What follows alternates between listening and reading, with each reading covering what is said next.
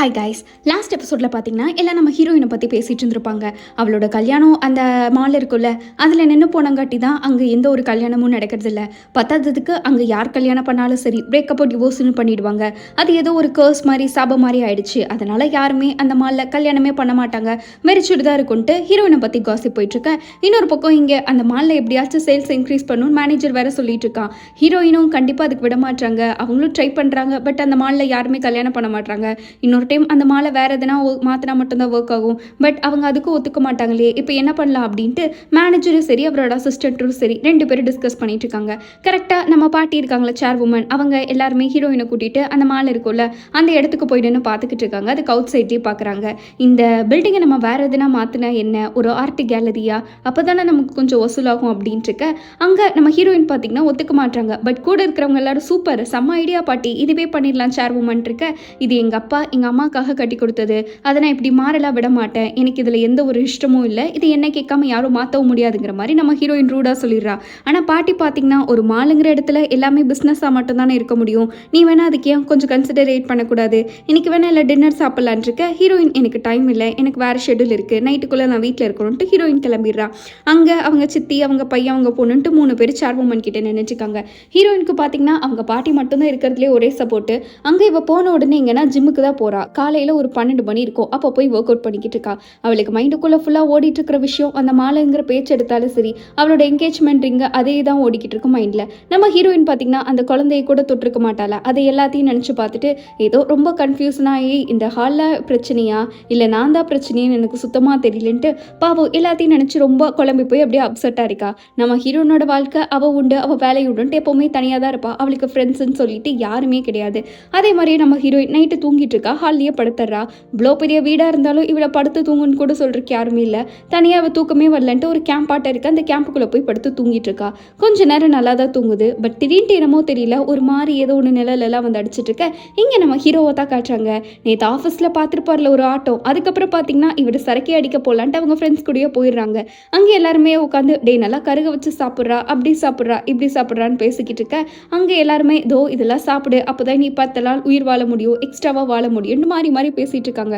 நான்லாம் 14 வயசில் சாப்பிட ஆரம்பித்தேன் தெரியுமா அப்படின்ட்டு எல்லாருமே நான் ப்ரான் சாப்பிடுவேன் சில்லி சாப்பிடுவேன்ட்டு ஊர் கதையை பேசிகிட்டு இருக்க. நியூஸ் ஓடிட்டு இருக்கு.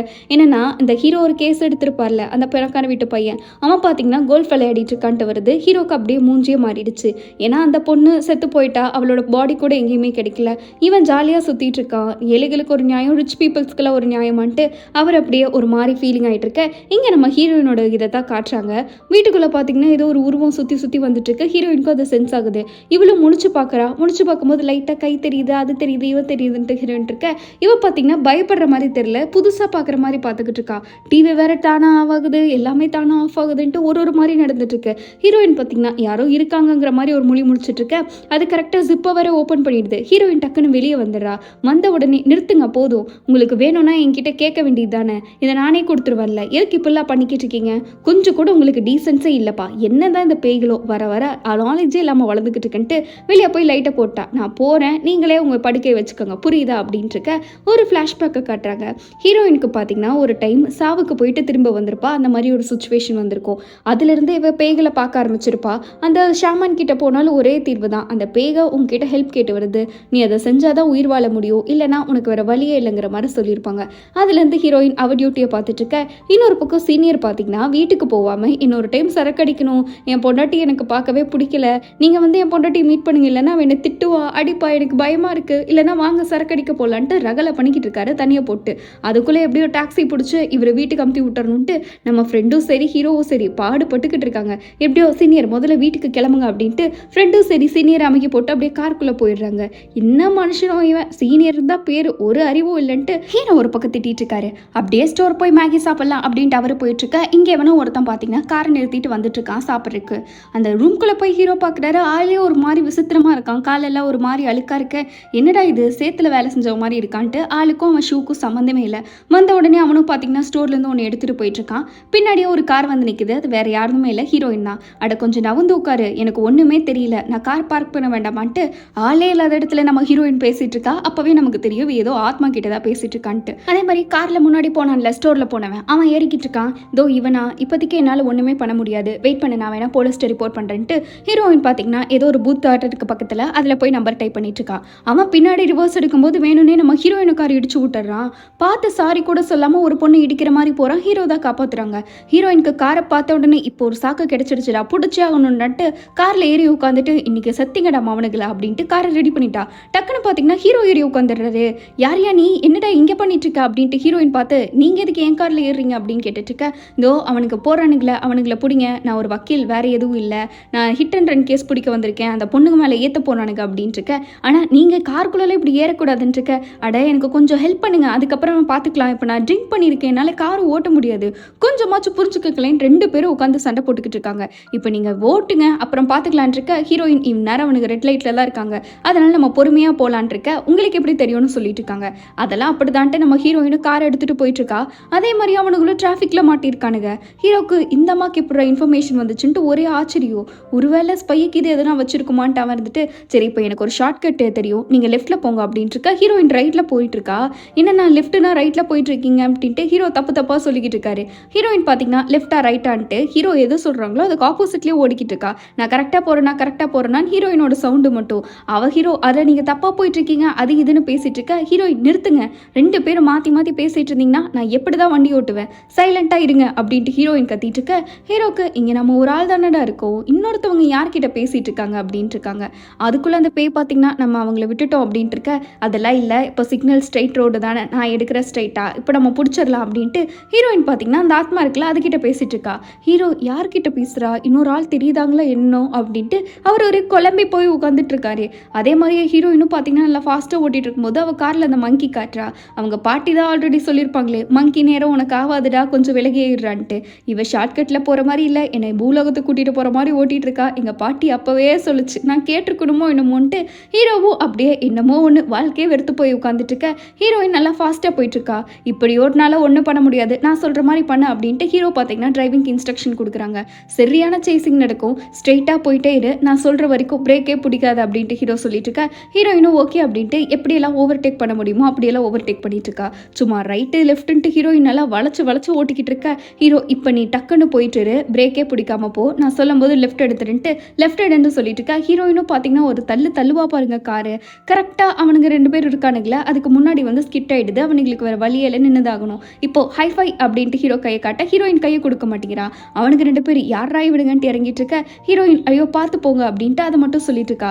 ஹைஃபை கொடுக்கல, இதை மட்டும் சொல்கிறா பாருன்ட்டு ஹீரோ வெளியே போயிட்டு, என்ன தைரியம் இருந்தால் காரை இடிச்சிட்டு நிறுத்தாமல் போயிருப்பீங்க அப்படின்ட்டு திருடங்க மாதிரியே இருக்கீங்கன்ட்டு இருக்க. அவனுங்க கத்தி எடுத்துட்டு குத்த வரானுங்க, சுத்தியில் எடுத்துட்டு அடிக்க வரானுங்க. ஹீரோ பாருங்க ஒரு ஃபைட்டு நடு ரோட்டில். ஹீரோயினே ஆச்சரியப்பட்டுருவா பரவாயில்லையேன்ட்டு. அவன் ஒரு பக்கம் ஹீரோவை லாக் பண்ணிட்டான், அடிக்கிற மாதிரி வந்துட்டு இருக்கா. ஹீரோயின் படார்னு கம்பி எடுத்து தலையிலேயே ஒரு போட்டு அவங்கள அப்படியே ஃப்ளாட் பண்ணி விட்டுருவா. 2 பேரும் அப்படியே படுத்துருவானுங்க. ஹீரோ பார்த்தீங்கன்னா கொஞ்சம் கை கொடுத்து எழுப்பி விடுறீங்களா அப்படின்ட்டு கையை கொடுத்துட்டு இருக்க. ஹீரோயின் உயிரே போனாலும் கையை மட்டும் கொடுக்க மாட்டேன்டான்ட்டு அந்த பேஸ்கெட் பால் இருக்குல்ல அதை தான் கொடுக்குறா. ஹீரோவை அப்படியே பிடிச்சி எந்திரிச்சிடுறாங்க. 2 பேரும் அவ்வளோ க்ளோஸாக நின்றுட்டு இருக்காங்க.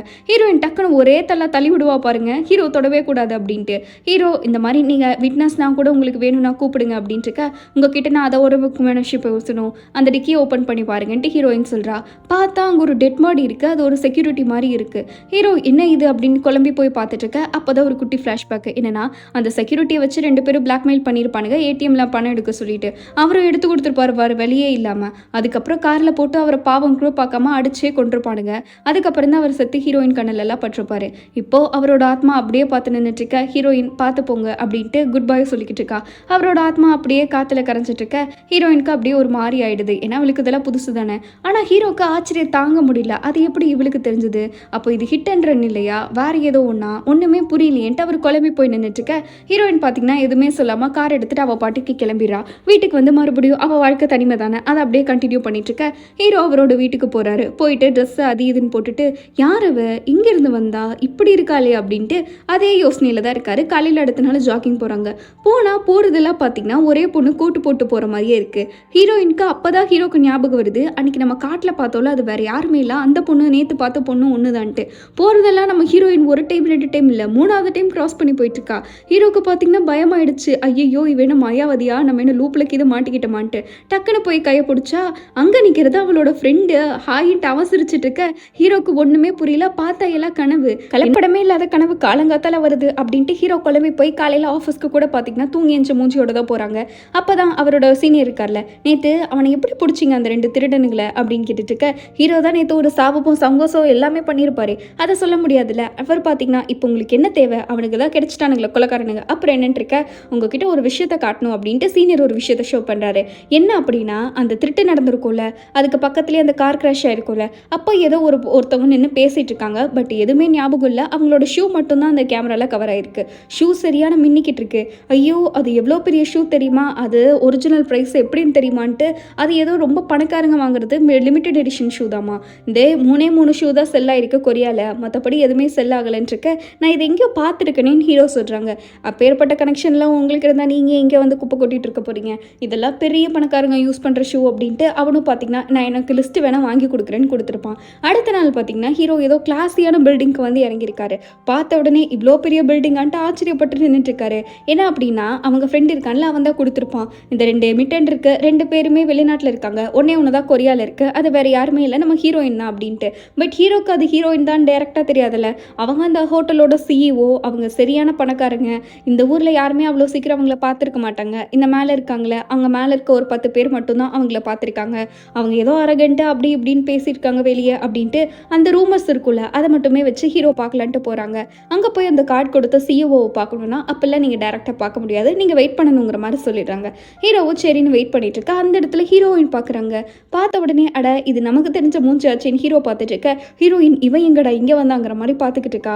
பார்த்த உடனே அவள் ரிவர்ஸ் எடுத்து ஓடுவா பாருங்க. ஹீரோ இந்த பொண்ணுக்கிட்ட எதுனா கேள்வி கேட்கலான்ட்டு போயிட்டு இருக்க, ஹீரோயின் பார்த்தீங்கன்னா எங்கெங்கேயோ போகிறா, ஹோட்டலு அது இதுன்ட்டு, சமைக்கிறது கழுவுறதுன்னு எல்லா இடத்துல போனாலும் சரி ஹீரோ பின்னாடியே வந்துக்கிட்டு இருக்கான். இது என்னடா விடாத கருப்பு விடாத மாதிரியே போட்டுட்டு இருந்துட்டு இருக்கான், இவங்கிட்ட இருந்து எப்படி தப்பிக்கிறதுன்னு அவ ஓடிட்டு இருக்கா, இவங்க இப்படி ஓடுறான்ட்டு ஹீரோ பின்னாடியே ஓடிக்கிட்டு இருக்காங்க.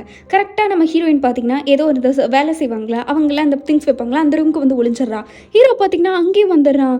இவன் ஒருத்தன் என்னை பிடிக்காம போக மாட்டான்னு தெரியுது, எப்படியாச்சும் வந்துட்டு ஒளிஞ்சுக்கணுன்ட்டு நம்ம ஹீரோயின் ஏதோ திருட வந்த விளையாட்டு ஒளிஞ்சிட்டு இருக்க, ஹீரோ கண்டுபிடிக்கிறேன்ட்டு கண்டுபிடிச்சிட்டு வந்துட்டு இருக்கேன்ட்டு அதோட இந்த எபிசோட் முடிக்கிறாங்க. எப்படி கைஸ், நெக்ஸ்ட் எபிசோடில் தான் நம்ம ஹீரோவை கண்டுபிடிச்சாலா, என்னென்ன கூத்தெல்லாம் பண்ணாங்க, அதுக்குள்ளே அடுத்து என்ன பேய் வந்துச்சு அப்படின்ட்டு ரொம்பவே காமெடியாக சொல்லியிருப்பான். அடுத்தெல்லாம் நீங்கள் நினச்சி கூட பார்க்காத மாதிரி தான் இந்த ட்ராமா போயிட்டுருக்கு. அதெல்லாம் பார்க்கணுன்னா மறக்காமல் சப்ஸ்கிரைப் பண்ணிக்கோங்க. வீடியோ பிடிச்சிருக்கா இல்லையா அப்படின்னு மறக்காமல் கமெண்ட் பண்ணிட்டு போங்க. அடுத்து ஒரு பக்காவான எபிசோடில் மீட் பண்ணுவோம். அது வரைக்கும் பாய் ஸ்வீட்டீஸ்.